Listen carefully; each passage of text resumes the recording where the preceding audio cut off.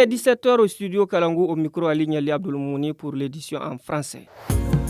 Voici les titres à l'occasion de la journée mondiale de la trisomie 21. L'association Vivre avec la trisomie 21 a mené une séance de sensibilisation à Niamey. Toujours dans les titres, en prélude de la journée mondiale de l'eau, une visite a été organisée ce matin à la station de traitement de l'eau potable de Goudel. On en parle dans ce journal. À l'occasion de la journée mondiale de la trisomie 21, une anomalie congénitale se traduisant principalement par une déficience intellectuelle et un retard du développement, l'association Vivre avec la trisomie 21 a organisé ce jour à Niamey une session de sensibilisation à l'intention des parents d'enfants concernés. Cette initiative vise à mieux faire connaître la condition et à accompagner les familles dans la prise en charge quotidienne. Madame Amadou Fatima Wali, présidente de l'association, nous en dit plus au micro de Salamatou Kadri. On a organisé une séance de sensibilisation pour les parents et pour l'entourage, puisque les enfants sont mal vus. Donc c'est ça qui nous fait mal. Maintenant, avec notre association, la trisomie 21 est reconnue au Niger, puisqu'avant on les appelait les enfants mongols, les enfants fous, les enfants comme ça. Mais avec notre association, vraiment il y a une amélioration. On a fait des trucs au niveau de l'État pour avoir une parcelle, pour faire un centre. Donc on attend vraiment de l'État une subvention pour les centres là. Puisque c'est au Niger sûr qu'il n'y a pas de centre. Là on a des difficultés de la prise en charge des enfants, puisque les enfants là ne sont pas acceptés dans les établissements. Bien qu'il y a une note du ministère de l'Éducation nationale qui dit de prendre les enfants à l'école. Au niveau des centres sociaux aussi, les mères se plaignent pour dire qu'elles ne sont pas accueillies. À la veille de la journée mondiale de l'eau célébrée le 22 mars, le réseau des journalistes pour l'eau, l'hygiène et l'assainissement en collaboration avec la Nigérienne des eaux et la Société des patrimoines des eaux du Niger, SPEN, ont organisé une visite à la station de traitement des eaux de Goudel à Niamey.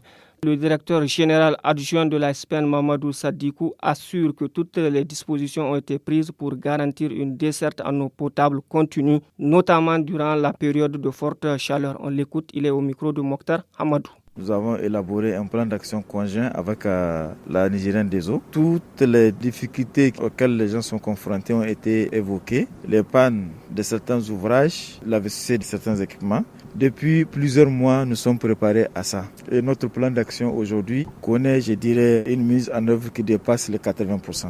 Les ouvrages comme le forage qui devaient être soufflés l'ont été. Parce que chaque année, nous traversons cette période de pointe et on sait que nous avons un déficit dans plusieurs centres, comme la ville de Niamey, donc des actions ont été programmées. Et je vous dirais que aujourd'hui, vraiment, nous sommes satisfaits des résultats de la mise en œuvre de notre plan d'action.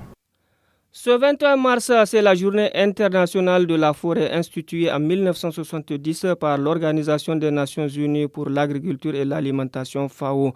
Cette journée vise à promouvoir les fonctions des écosystèmes forestiers à Dogondouchi. Ces écosystèmes sont menacés, mettant en péril les ressources naturelles et les moyens de subsistance des populations. Le commandant Hassan Hamadou, directeur départemental de l'environnement, explique au micro de Nana Hadiza Hassan. Le département de Dogondouchi regorge d'énormes potentiels en matière de ressources naturelles et environnementales. Les principaux défis, c'est notamment cette déforestation. Nous avons une exploitation anarchique du bois de feu et aussi l'expansion des aires de culture, mais aussi la perte de la biodiversité. Un exemple, il y a même une commune qui s'appelle Dogon Kiria, mais aujourd'hui quand tu pars à Dogon Kiria, l'espèce Kiria là, c'est difficile d'avoir ça. Et nous avons aussi une baisse de production agro-silvopastorale et halieutique, la perte ou bien la dégradation des points d'eau.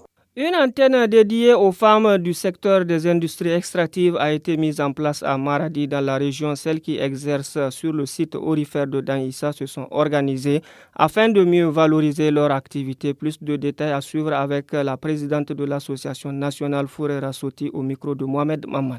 Nous sommes venus pour organiser les femmes qui travaillent dans le secteur des industries extractives. Pour Maradi, c'est en particulier la zone de Danissa et les femmes étaient dans leur paillage. Donc avant que les activités redémarrent, nous avons appris qu'il y a des permis qui ont été octroyés. Nous souhaitons que les femmes aussi puissent bénéficier pour avoir un permis, qu'elles puissent elles aussi travailler. Les femmes contribuent au développement socio-économique du pays. Et aujourd'hui, vous allez dans leur paillage, à part les hommes qui sont responsables de certains puits, qui fait le travail? Ce sont les femmes. Et c'est elles qui sont au cœur de l'activité minière artisanale de l'extraction. C'est ici alors que prend fin cette édition. Merci de l'avoir écouté.